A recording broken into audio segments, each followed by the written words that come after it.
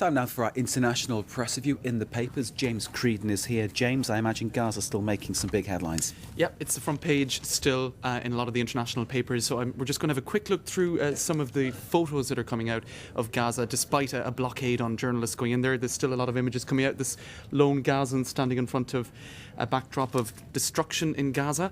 In the Irish Times, we have two photos which I came across, which I thought were quite interesting and told a story in themselves. There's this Palestinian girl seen here on the left. I think we have the photo. She lost 10 members of her family in that bombing of the UN school in Jabalia.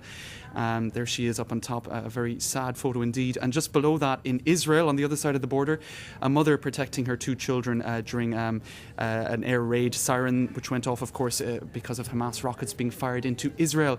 So showing the tragedy really on both sides of the border. And have a look at this photo in Star, Malaysia.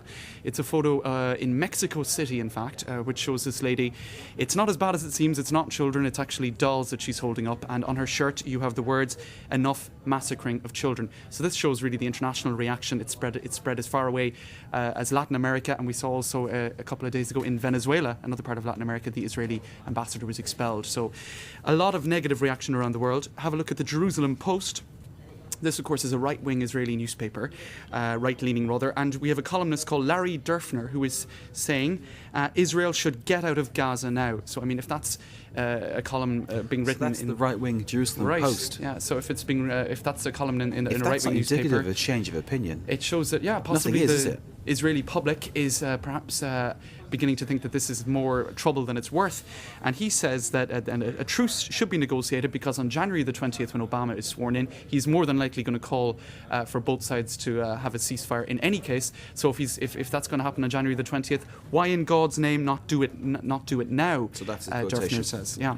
Now, another article in the Jerusalem Post, which is on another conflict very far away from Gaza, is the recent, of course, terror attacks in Mumbai. A dossier was sent by the Indian government to Pakistan recently, and it had extracts of mobile phone commands which were being administered apparently from Pakistan to those gunmen in Mumbai.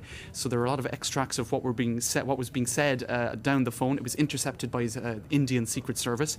In the independent newspaper in the UK, there are extracts as well, and apparently they were saying things like, everything is being recorded by the media, inflict the maximum damage possible, don't be taken alive. That was one command being given to one of the gunmen, which shows really it could have been a lot worse if they were telling them kill everybody, and don't be taken alive. It could have been worse than it was. As to who those commands were coming from? Well, they say it was coming from Pakistan. That's the information being given by the Indian Secret Service. That should be taken into account, of course, so maybe it mightn't be completely reliable. Now, moving on to another story which is making the front page in French papers. That's Justice Minister Rashida Dati. She's the face of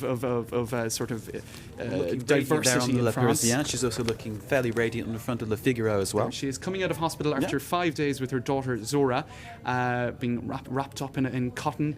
Cotton blankets. Not seeing much of the baby here. Do we see her there? Not here either, really. She's been covered up. So now, in the Daily Express, there is speculation, in fact, that she could be. There is speculation over who the father might be. It could be Guillaume Sarkozy. Apparently, it could be José Mireille Aznar. But she has remained tight-lipped. We don't, in fact, know who the father is, and she is not going to say. Okay. Well, obviously, it's her business, and it's nice to see that Rashida Dati is looking well, and hopefully, we hope that the baby is a bundle of joy, and everybody is extremely happy. James, thank you very much for that. You're watching France 24. Do stay with us.